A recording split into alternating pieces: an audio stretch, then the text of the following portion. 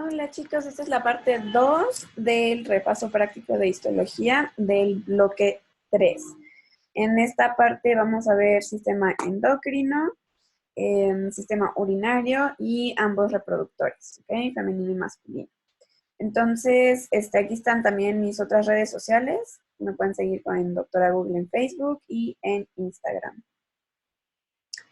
Y bueno, vamos a empezar con el sistema endocrino. Entonces, vamos a eliminar esto. Para ampliar un poquito más la imagen. Ok. Entonces, chicos, de sistema endocrino vamos a ver varias glándulas. Lo importante, acuérdense, de sistema endocrino es que todas estas glándulas van a producir hormonas, que son mensajeros químicos que viajan en el torrente sanguíneo y que en una célula distante van a encontrar su receptor con el cual van a interactuar y así van a ejercer su efecto, ¿ok? Entonces, no tienen conductos, viajan por la sangre los productos de estas glándulas. Entonces vamos a empezar con hipófisis, que se divide en dos grandes regiones, una que se llama neurohipófisis y otra que se llama adenohipófisis. Acuérdense que la neurohipófisis tiene conexión directa con el hipotálamo a través de los axones, o sea, los núcleos de esos axones se encuentran en el hipotálamo y en las prolongaciones axónicas en la pars nerviosa. En la pars nerviosa o en la neurohipófisis, entonces solo encontramos como marañas de axones y otras células llamadas pituicitos, que son células de la glía de sostén. Esta región de aquí, entonces, de la neurohipófisis se llama pars nerviosa. Luego tenemos la adenohipófisis. Todo esto de acá es adenohipófisis. La adenohipófisis tiene varias regiones. Aquí podemos visualizar dos de ellas. Esta en donde vemos estos quistes o folículos que tienen como esta gelatina llamada coloide. Esa es la pars intermedia de la adenohipófisis. Ya acá en donde vemos cúmulos celulares, acidófilos y basófilos y otros que no se tiñen tanto, que se llaman células cromófobas, esa es la pars distalis de la adenohipófisis. ¿Okay? Entonces, ¿para qué nos sirve mucho identificar la pars intermedia? Para luego decir, ok, esto es hipófisis, de un lado queda la pars nerviosa y del otro lado queda la pars distalis. Si nos acercamos a ver a la pars distalis, vamos a ver que tenemos tres tipos de células, ¿no? Las células cromófobas y acidófilas y basófilas. A estas dos, a las acidófilas y basófilas, también les podemos llamar células cromófilas porque aman al color, ¿no? Entonces, fijémonos bien, ¿cuáles son las células cromófobas? Aquellas que no tienen una gran afinidad por colorante, entonces se ven muy pálidas. Por ejemplo, esta célula de aquí, ¿no? Ay, Dios mío. Se quedó del otro video súper grueso. No, ahora está.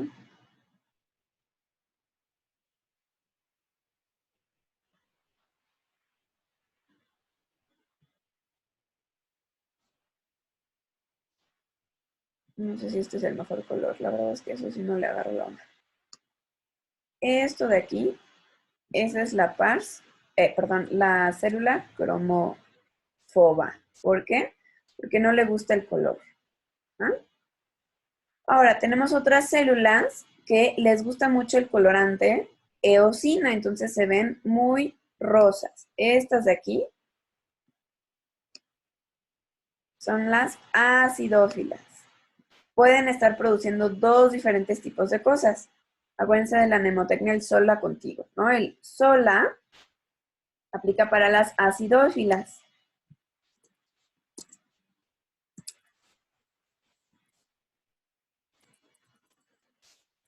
Son las somatotropas y las lactotropas. Entonces, esas dos son acidófilas.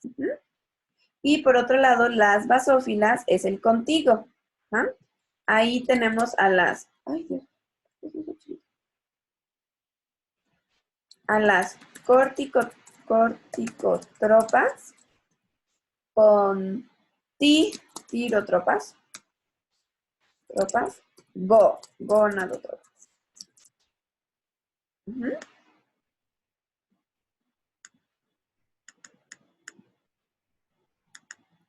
Entonces, esas 3 células son las basófilas y estas otras 2 son las acidófilas. Vamos a hacer un poco más chico para que se pueda leer bien. Acá. Las acidófilas y las basófilas. Vamos a identificar unas basófilas. Vean, por ejemplo, cuál se ve muy basófila. Estas de acá. Esta de aquí. Acá. Acá. Se ve mucho más morada que estas de aquí, que se ven muy rosas, ¿no? Y esta, por ejemplo, que se ve vacía, es una cromófora. Muy bien. Entre estos cúmulos de células, entre estas agrupaciones de células, tenemos muchos capilares, ¿no? Y fibras reticulares que sostienen a mi glándula para que no se desconchinfe, ¿no? Yo aquí hablando todo casual. Bueno. Otra imagen de hipófisis, de pars distal. Otra vez las mismas células. Vean estas de aquí que se ven más azuladas. Son las basófilas. Estas más rositas son las acidófilas. Y vemos otras pálidas, son las cromófobas. Otra vez aquí en azul observamos el tejido conjuntivo y sobre todo abundan ahí las fibras reticulares. Entonces aquí vean, hay numeritos. Este número señala una basófila, el 1, una cromófoba y una acidófila. Muy bien, y en la pars nerviosa quedamos que tenemos pituicitos y los axones que vienen desde el hipotálamo. Esos axones son los que tienen la neurosecreción. Esa neurosecreción se puede acumular y hace como unas dilataciones llamadas cuerpos de Herring. Entonces, esos cuerpos de Herring son estas bolitas de aquí, llenos de neurosecreción, que me pueden ayudar mucho a identificar también neurohipófisis. Todos estos núcleos son de células de la glía llamadas pituicitos. Esos no están secretando nada. La secreción de oxitocina y vasopresina vienen de los axones provenientes del hipotálamo. Entonces, acuérdense, si les preguntan en dónde se produce, es en hipotálamo. ¿En dónde se libera? En neurohipófisis. Neurohipófisis. Ahora, en tiroides, acuérdense que tenemos 2 células importantes en tiroides. Las células foliculares que hacen un círculo alrededor del coloide. Esto de aquí en el centro, esa es una gelatina llamada coloide. Está hecha de una glucoproteína llamada tiroglobulina. Esa glicoproteína, entonces, es paz positiva, ¿estamos de acuerdo? Porque es una glucoproteína. Aquí en el centro, en el coloide, tenemos tiroglobulina. Y estas células que rodean al coloide se llaman células foliculares. Las células foliculares son las que están produciendo las hormonas tiroideas T3 y T4. Entonces, vamos a anotar T3 y T4. Células foliculares. Por otro lado, tenemos en regiones que no están tocando al coloide, por ejemplo, en estas regiones de aquí, tenemos otras células llamadas parafoliculares, o sea, que están al lado del folículo. Un folículo es las células foliculares más el coloide, ¿ok? Eso es un folículo. Entonces, las que no están tocando los folículos, esas son las células parafoliculares en la periferia. ¿Y qué están produciendo? Calcitonina. Entonces, esas células están produciendo aquí.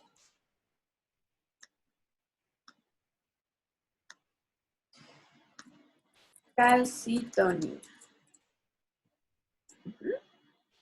Acuérdense que la calcitonina, acuérdense, calcetines son las que, es la que disminuye los niveles de calcio en sangre. Entonces, calcetines abajo, hacia los pies, ¿no? Entonces, baja los niveles de calcio en sangre. ¿Cómo lo hace? Inhibiendo a los osteoclastos y entonces así inhibe la resorción ósea.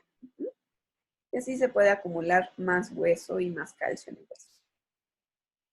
Vean otra vez, estos son los folículos. Entonces, esta es una esfera, un círculo de células foliculares y en el centro la gelatina llamada coloide.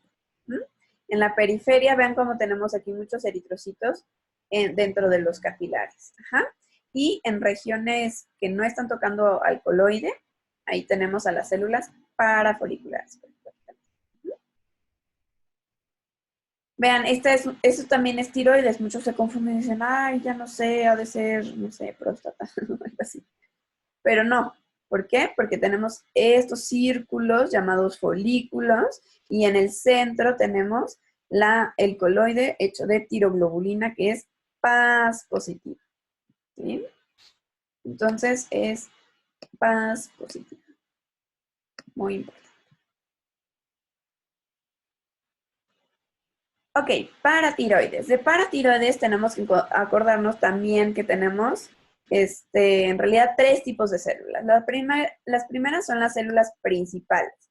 Las células principales son las que producen paratormona, también abreviada como PTH. La paratormona hace lo opuesto a que la calcitonina.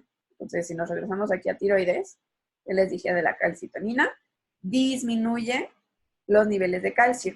¿Ah? Parafolliculares, calcitonina, disminuyen niveles de calcio en sangre.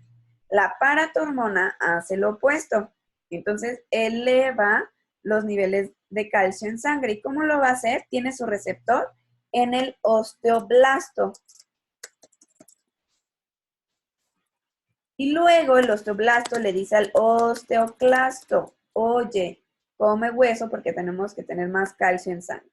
Pero el receptor como tal de la paratormona está en el osteoblasto.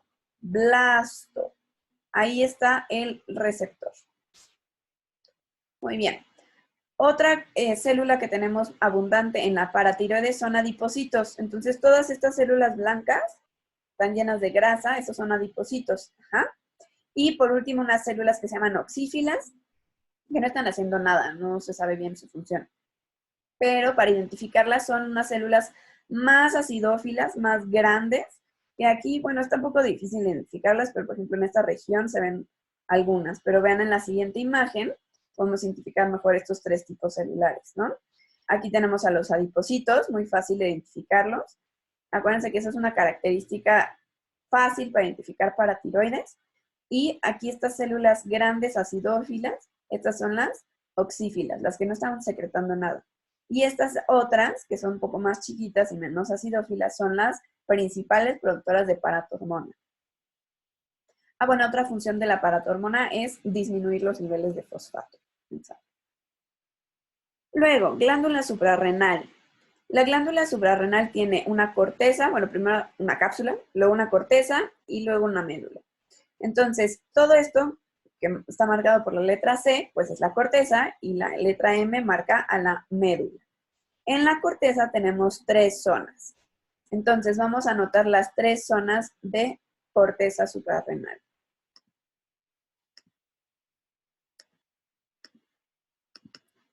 La zona más externa, o sea, pegada a la cápsula, se llama zona reticular.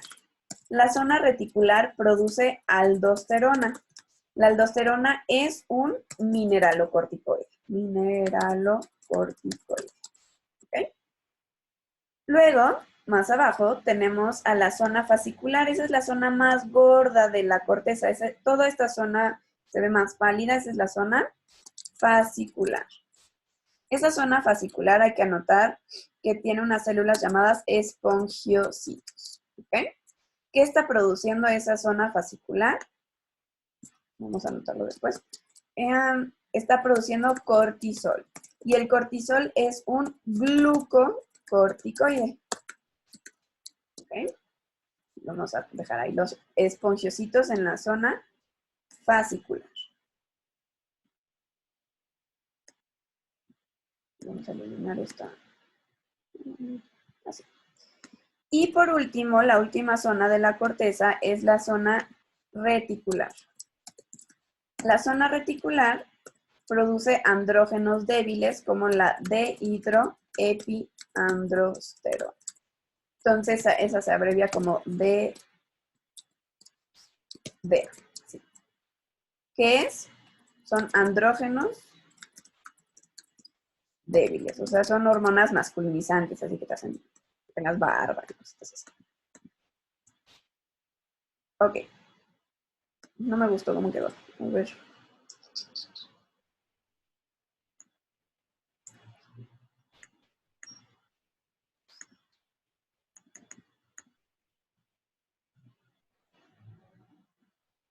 Así mejor, ¿no? Ahora, ¿quién estimula a cada una de las zonas? A la reticular la estimula la angiotensina 2. Angiotensina 2. ¿Ok? Entonces, la angiotensina 2 tiene su receptor en la zona reticular para estimular la secreción de aldosterona. Luego, a la zona fascicular y a la reticular las estimula una hormona de la hipófisis llamada ACTH. También hormona adrenocorticotropina. ¿Okay? Esa estimula a ambas, a la fascicular y a la glomerular.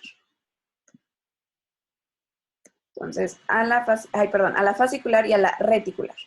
Lo dije mal. La ACTH estimula a la fascicular y a la reticular. Esta viene de la hipófisis. Acuérdense que la angiotensina viene del sistema renina-angiotensina-aldosterona. Ahora, ¿en dónde va a tener efecto la aldosterona? Acuérdense que en riñón. ¿En dónde en riñón? En el túbulo.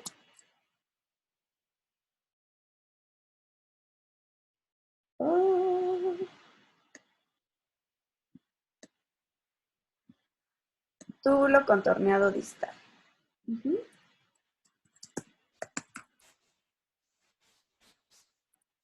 Del riñón.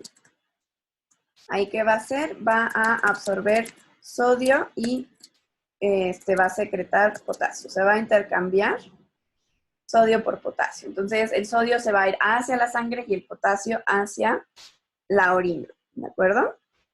Y pues como sabemos que el agua sigue al sodio, es así como tiene su efecto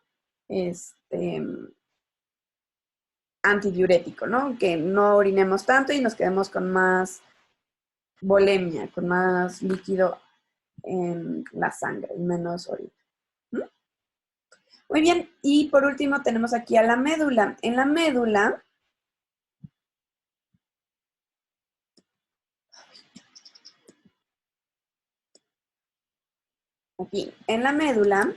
vamos a tener unas células que se llaman células cromafines. Son unas neuronas modificadas y esas van a secretar, lo que entre paréntesis, van a secretar adrenalina y noradrenalina. ¿Esas qué son? Son catecolaminas, ¿no? Muy bien. ¿Y quién las estimula o quién estimula la secreción de esta zona? A través de neuronas. Esas neuronas se llaman células preganglionares. Esas van a secretar acetilcolina, y así vamos a estimular directamente a las células cromafines. Entonces vamos a poner la flechita.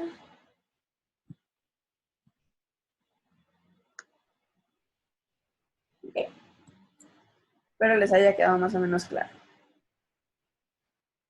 Entonces, siempre vamos a ver una zona un poco más oscura, que es la reticular, una zona muy clara, que es la fascicular, luego otra vez un poquito más oscuro, más teñido, pues, la reticular. ¿Por qué se ve tan pálido la fascicular? Porque el cortisol viene del colesterol. Entonces, estos espongiocitos, estas células, almacenan mucho colesterol y por eso se ve más pálida. Y es la zona más gruesa de la corteza, ¿de acuerdo? La fascicular.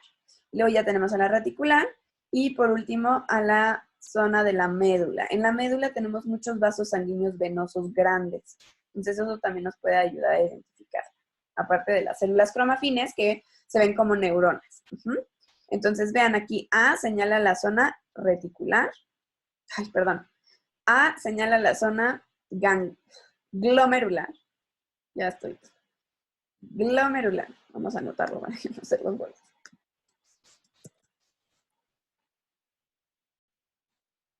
Glomerular. Luego tenemos a la zona fascicular. Sería la B. Ajá. Luego la C, reticular, ahora sí. Y por último, esto engloba a la médula, a la corteza, perdón. Entonces, E sería la corteza. ¿No? Y acá tenemos a la médula. Vean estos vasos sanguíneos que encontramos aquí en la médula. Y ven cómo la zona fascicular se ve más pálida.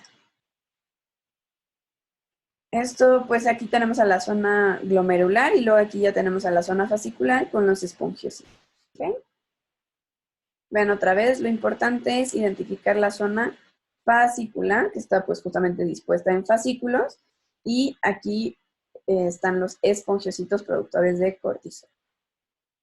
Muy bien, glándula pineal.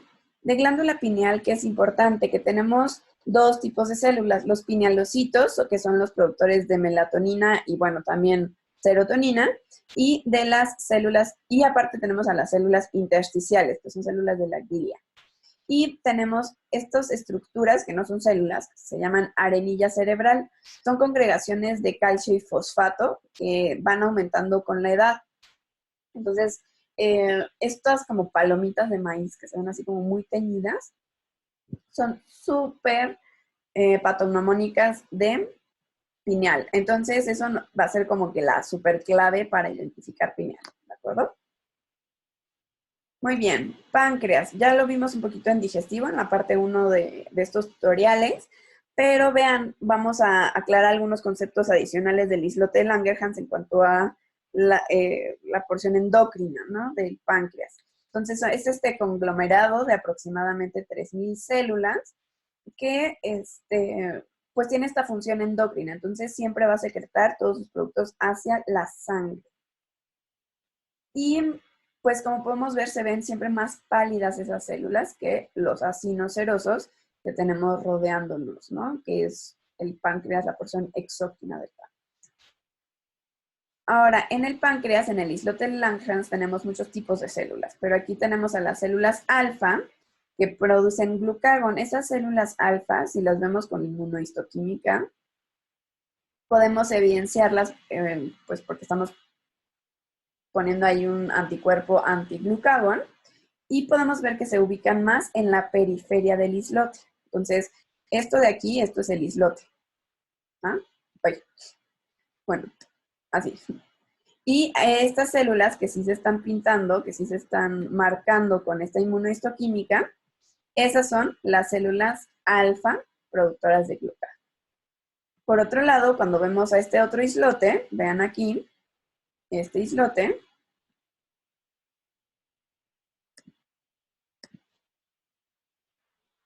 vamos a ponerle otro colorcito para que se vea más bonito.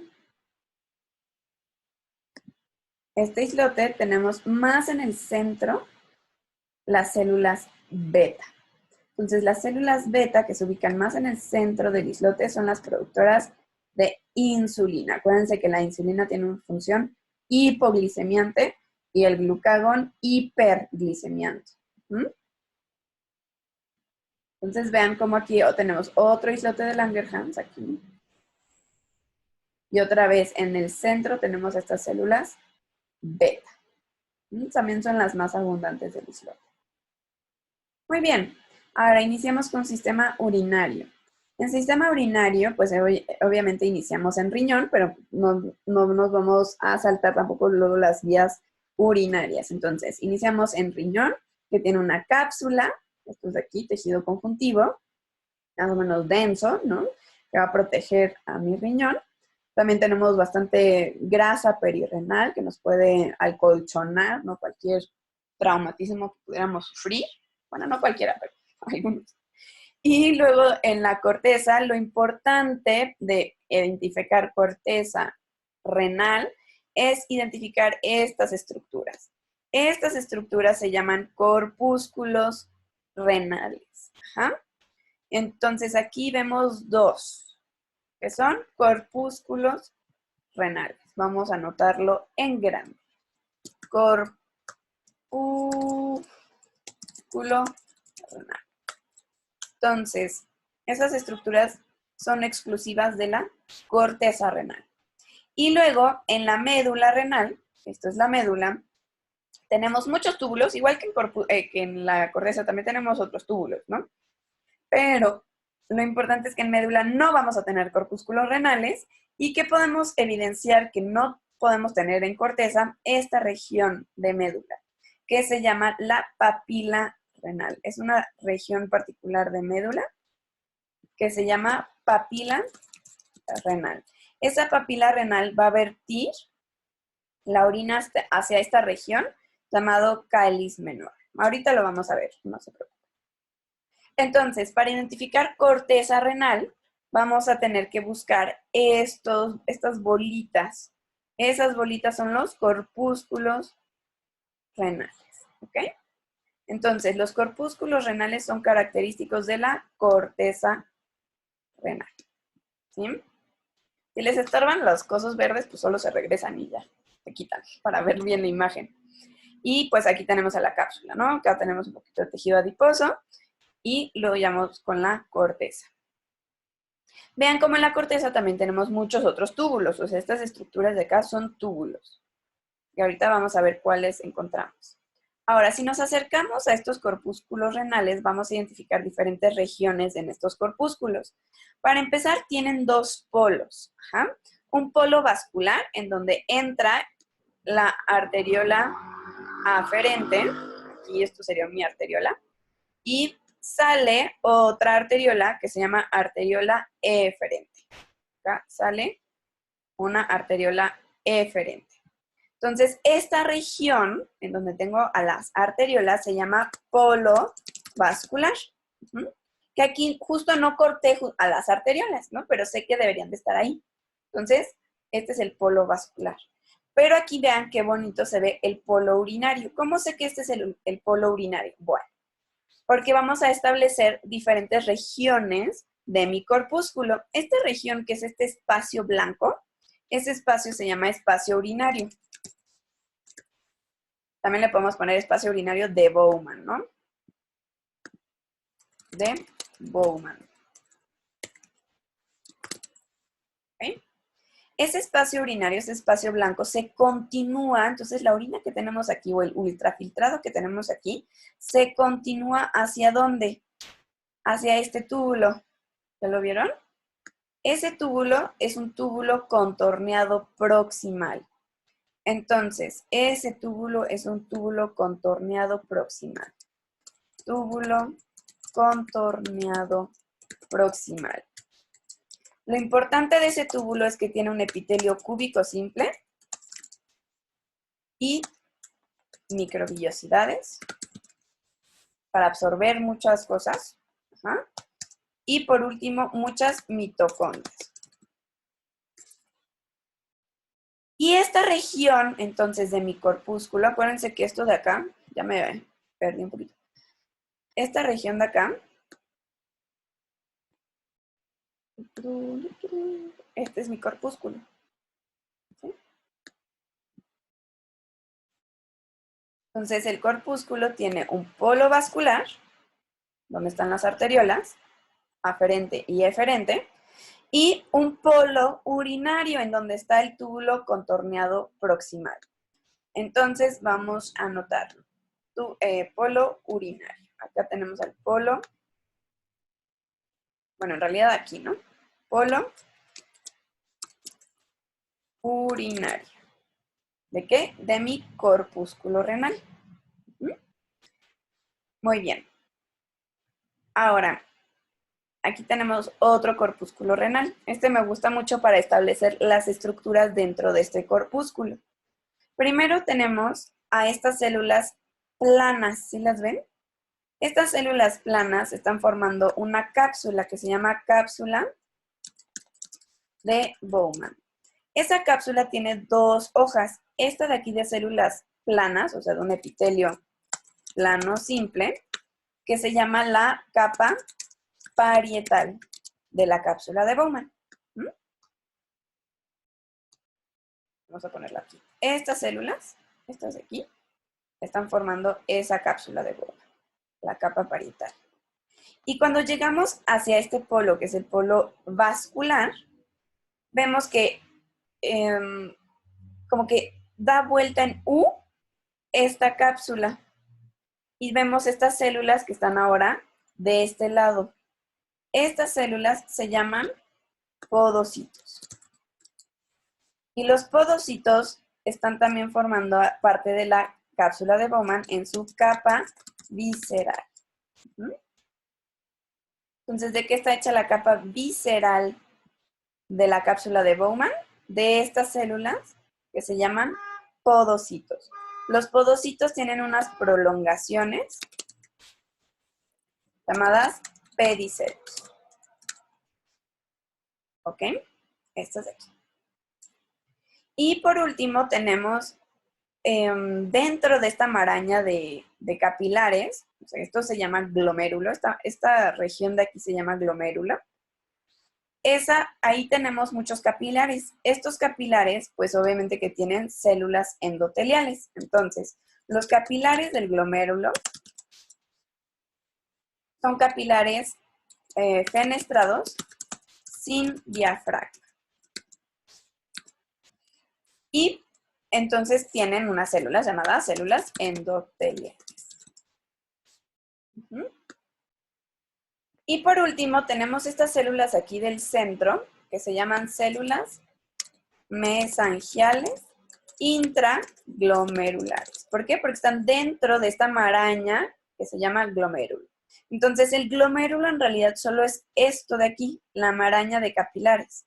Luego aquí tenemos este espacio blanco que se llama espacio urinario de Bowman y aquí estas células planas, la cápsula de Bowman. Junto, todas estas tres cosas, glomérulo, espacio y cápsula, forman el corpúsculo renal. ¿Okay? Entonces vean cómo se ve con colorcitos bonitos. Esto es la cápsula de Bowman en su capa visceral. Luego estos verdes son los podocitos. En su capa, ay, perdón, dije visceral, ¿verdad? En su capa parietal, acá, de la cápsula de Bowman, parietal, perdón, epitelioplano simple. Luego aquí la capa visceral son los podocitos. Y esto de aquí son los capilares, son las células endoteliales, que aquí, por ejemplo, le vemos al núcleo, esta célula endotelial. Y estas aquí en naranja son las células mesangiales intraglomerulares. ¿Okay? Aquí podemos ver una microscopía electrónica de barrido, o sea, una foto con ese microscopio electrónico de barrido, y vemos la capa visceral, aquí este es un podocito, con sus prolongaciones que se llaman pedicelos. Entonces, estas prolongaciones son los pedicelos. Aquí esto negro es el espacio urinario de Bowman, ¿m?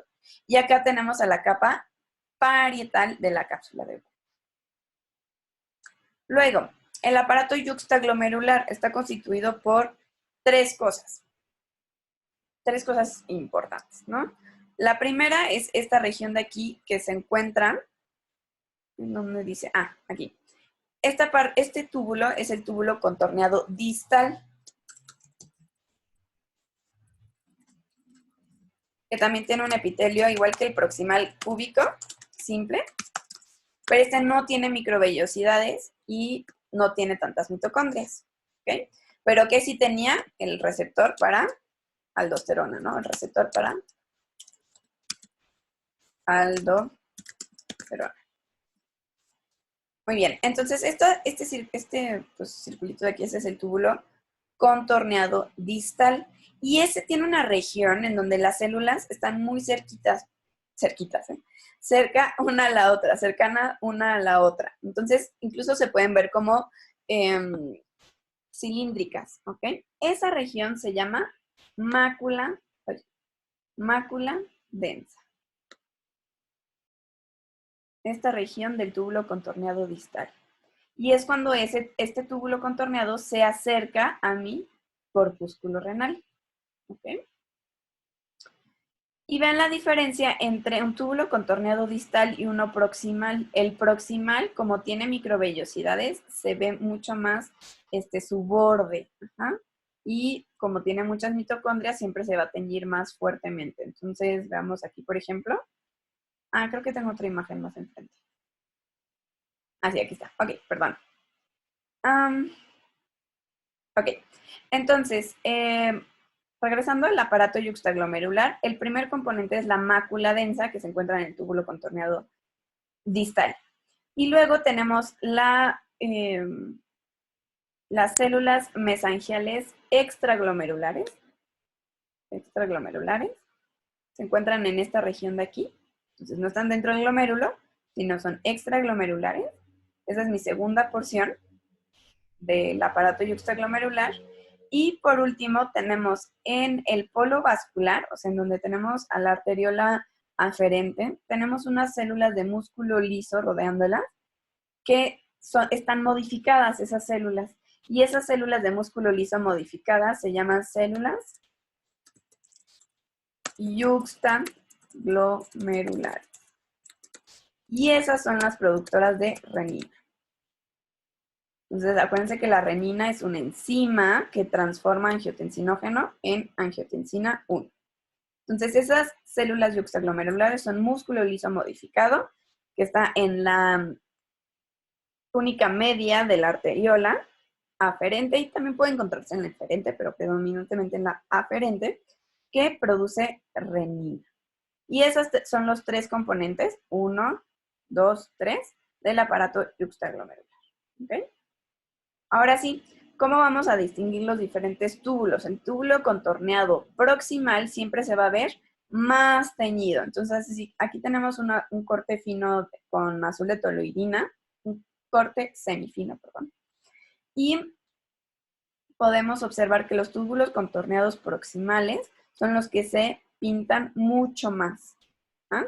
Y también vemos aquí como que su borde como más festoneadito, ¿no? Porque tiene microvellosidades. Como si estuvieran ahí absorbiendo la orina, ¿no? El ultrafiltrado. Y los túbulos contorneados distales, vean la diferencia, se ven mucho más pálidos. ¿Ah? Entonces, este es uno proximal, proximal, proximal, proximal. Y este es distal, distal, distal. Esto se movió.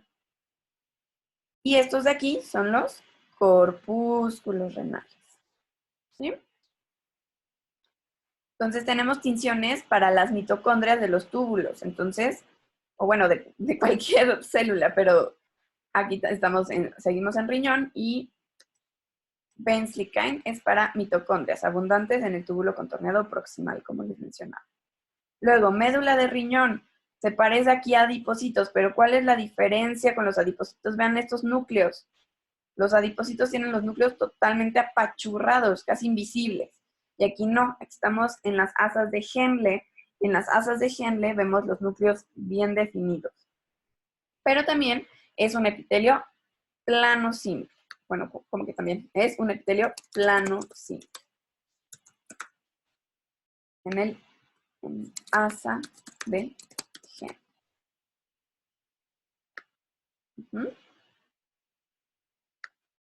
Las asas de Henle predominantemente se encuentran en medio. ¿Okay? Y vean, aquí también tenemos porciones gruesas descendentes o ascendentes de la asa de Henle y porciones más delgaditas. Y aquí tenemos también muchos capilares que forman parte de los vasos rectos que van a ayudarnos a reabsorber o intercambiar sustancias entre la sangre y la orina o el ultrafiltrado. ¿Okay? Como les decía, en médula también tenemos una región particular que se llama papila renal. Entonces aquí tenemos unos conductos llamados conductos de Bellini que van a desembocar en este punto. Es el vértice, ¿no? La punta de nuestra pirámide renal. Ahí se ubica la papila renal. Y de ahí sale la orina hacia el cáliz menor. Y en el cáliz menor empiezan las vías urinarias excretoras, entonces, por lo tanto, en cáliz menor tenemos un urotelio. Acuérdense que el urotelio también se llama globoso o transicional. Cáliz menor es esto de aquí. Este es el epitelio transicional, globoso o urotelio. Ese mismo epitelio lo tenemos también en uréter, que es el tubito que sale del riñón y que nos va a conectar con la vejiga, ¿no? Entonces tenemos aquí ese mismo urotelio. Después tenemos tejido conjuntivo en la lámina propia y luego tenemos músculo liso. ese músculo liso está dispuesto al revés que en tubo digestivo.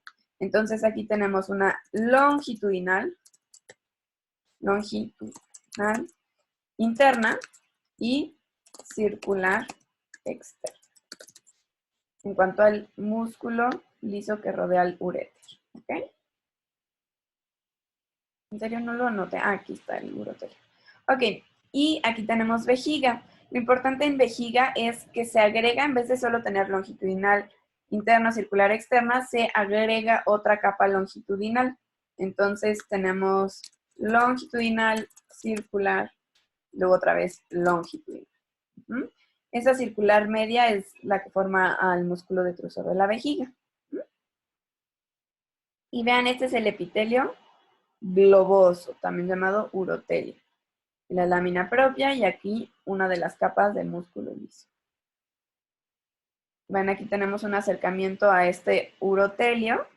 Acuérdense, sinónimo de globoso, transicional. No es lo mismo que una transición de epitelios, porque ahí tenemos dos diferentes epitelios. Este se llama transicional porque se puede quedar así globosa esta célula cuando la vejiga está vacía, globosita, pero cuando la vejiga se llena, se puede aplanar. ¿No? Muy bien. Y de uretra realmente es muy poco probable que les pregunten como reconocimiento de imagen, pero pues tenemos también en el tejido conjuntivo debajo del epitelio, tenemos unas glándulas llamadas glándulas de Littré. Pero no creo que les pregunten eso. Ok, sistema reproductor femenino. Ya casi acabamos. Del sistema reproductor femenino, ovario como tal no viene en el temario de la UNAM, entonces ahorita no lo voy a tocar, pero si me da tiempo luego y les interesa, luego haré un tutorial también de ovario. Luego, de trompa uterina, tenemos un epitelio cilíndrico simple. Ese epitelio se encuentra en esta región de aquí, eso que se ve moradito, esa línea moradita, y tenemos debajo de ese epitelio una lámina propia. Juntos forman a mi mucosa. Aquí tampoco tengo submucosa, directo me voy a la muscular. Y como está recubierta de una serosa, pues aquí tenemos al mesotelio formando a la serosa. Entonces vean, así se ve trompa uterina. Epitelio cilíndrico simple en esta región de aquí, luego la lámina propia y luego ya empezamos con el músculo. Vean cómo tenemos muchas proyecciones por parte de la lámina propia, ¿no? Imagínense que aquí viene el lobocito, ¿no? Listo para ser fecundado y es como su hotel. Entonces se queda aquí como, sí, ¿cómo? Y luego tenemos la lámina propia, músculo. Este epitelio cilíndrico simple está hecho de células ciliadas, o sea que tienen cilios para mover al ovocito o ya al ovocito fecundado, ¿no? El que viene directo del ovario, el que ya está fecundado. Y otras células secretoras que van a, o tachuela, aquí me falta un H, o en tachuela. Esas células secretoras van a nutrir al ovocito, ¿ok? Y las otras la van a desplazar hacia el útero. Luego, en útero, lo más relevante en cuanto a la identificación de imágenes es el endometrio, o sea, la capa más interna del útero. El endometrio, acuérdense que tiene una región funcional, que es la que se descama con la menstruación, y otro estrato más profundo que se llama estrato basal, que es el que regenera al funcional durante todo el resto del ciclo. Entonces, cuando se va regenerando, en la primera porción, o sea, en la porción, digamos, estrogénica de mi ciclo hormonal, en esa fase apenas estamos proliferando, entonces también se llama proliferativa. Las glándulas endometriales se ven todas rectas, entonces cuando yo las corto, se ven así como, pues rectas. Pero cuando llegamos a la fase donde predomina la progesterona, o sea, después de la ovulación, A esa fase se le llama secretora en cuanto al endometrio. ¿Por qué? Porque estas glándulas endometriales se van a volver sumamente tortuosas y van a empezar a secretar y secretar más y más moco nutritivo para que se pueda nutrir el blastocisto, ¿no? O que se pueda implantar fácilmente en esta región del endometrio. ¿Okay? Entonces aquí tenemos una imagen de pura fase secretora. Vean, estas son las glándulas endometriales sumamente tortuosas, incluso tenemos aquí una República Mexicana, ¿no? Luego, de cervix. El cervix es una porción de útero en donde tenemos una transición de epitelios. Aquí sí.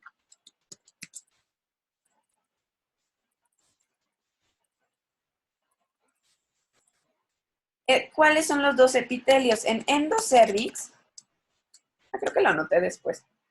En endocervix, sí, aquí está. Ok, entonces esta región de aquí se llama el canal endocervical. Entonces aquí vamos a tener el endocervix. Y acá tenemos al exocervix. Entonces ahí tenemos un cambio o una transición de un tipo de epitelión endocervix a otro tipo de epitelión exocervix. Y acá ya tenemos a la vagina, ¿no? Entonces, ¿qué epitelio tengo en endocervix? En endocervix tengo un epitelio cilíndrico simple, igual que en el útero. Y en exocervix tengo un epitelio plano estratificado sin estrato córneo, igual que la vagina. Entonces, ¿cómo se ve esta transición de epitelios? Bueno, aquí está el cilíndrico, este es el cilíndrico simple, y aquí cambia a otro tipo de epitelio, al plano estratificado. Este es el mismo epitelio que se continúa en la vagina. Y por otro lado, en esta región, en el conducto endocervical, tenemos a un epitelio cilíndrico simple. Otra imagen de esta transición de epitelios, aquí cilíndrico simple y aquí ya tenemos plano estratificado. Ahora también esto no creo que les pregunten como identificación de imagen, pero es importante saber que necesitamos hacer una citología exfoliativa, también comúnmente llamado Papa Nicolau, del cervix, ¿no? ¿Por qué? Porque queremos observar estas células descamadas y luego teñirlas con Papa Nicolau, esa es la tinción, para poder detectar cambios tempranos por la infección de virus de papiloma humano, del VPH. Entonces aquí, por ejemplo, ya tenemos a un coilocito, que es una célula que ya indica esta infección y que tenemos que realizar estudios adicionales en esta persona. Luego, vagina. Bueno, sobre todo, nada más agregando, porque el virus de papiloma humano es el principal factor de riesgo para desarrollar lesiones precancerosas, o sea, displasias, o ya el cáncer cervicuterino. ¿Okay? Entonces, aquí tenemos a la vagina. El epitelio de la vagina es el plano estratificado, igual que el exocervix. Y fíjense cómo aquí en la lámina propia no tengo glándulas. ¿Okay? Este epitelio de la vagina, plano estratificado, se encuentra como si estuvieran vacías estas células. Se ven muy blancas estas células. ¿Por qué? Porque almacenan glucógeno. El glucógeno va a servir de alimento para unas bacterias buenas que se llaman lactobacilos. Van a producir ácido láctico esas bacterias y así nos van a reducir el pH de la vagina, que es algo bueno para atacar, evitar infecciones de otras bacterias malas o de hongos. Luego, glándula mamaria. La podemos tener inactiva o activa. Inactiva, ¿qué quiere decir? Que no estamos lactando, ¿no? Que no estamos amamantando a un bebé. Entonces, cuando está inactiva la glándula mamaria, estas regiones llamadas alvéolos, esto de aquí, está bien chiquitito. Los alvéolos son bien chiquititos. Y eso me permite que haya espacio entre alvéolo y alvéolo. En ese espacio tengo tejido conjuntivo llamado tejido conjuntivo intralobulillar. Este tejido conjuntivo se llama intralobulillar. Y luego tengo tejido afuera, tejido conjuntivo afuera, que está fuera de mi lobulillo. Ay, Dios mío.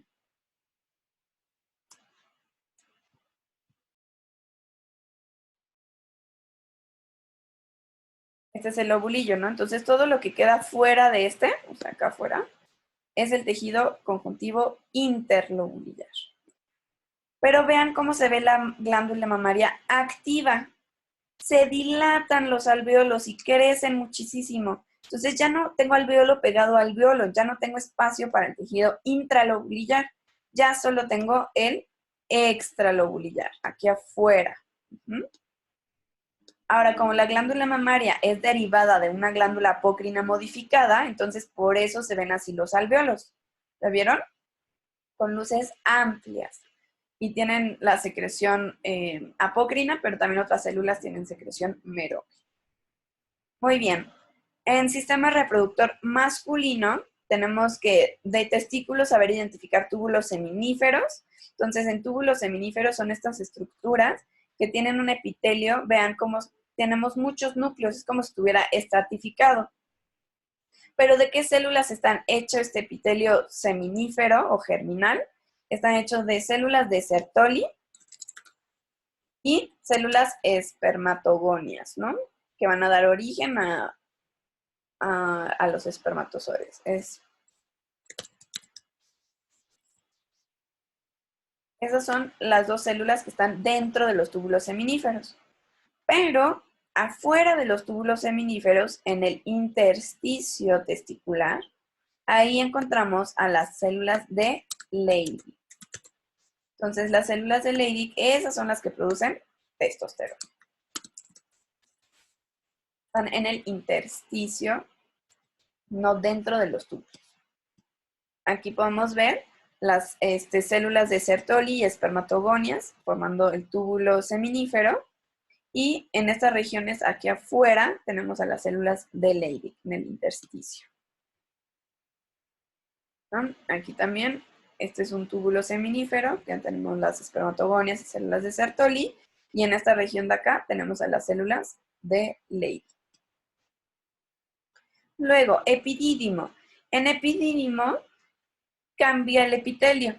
Entonces vean la diferencia. Aquí solo tenemos una sola capa de células. Pueden estar los núcleos a diferentes alturas, por eso se llama pseudoestratificado, pero vean la diferencia significativa con túbulo seminífero. O sea, aquí tenemos muchos capas de núcleos, ¿no? Y aquí no. Se ve como un epitelio cilíndrico pseudoestratificado. ¿Y qué modificación de la o especialización de membrana tenemos apical? Los estereocilios. Acuérdense que los estereocilios son en realidad microvellosidades muy largas. Entonces sirven para la absorción. Y aquí en el centro, esto que se ve como peluchito, son los espermatozoides.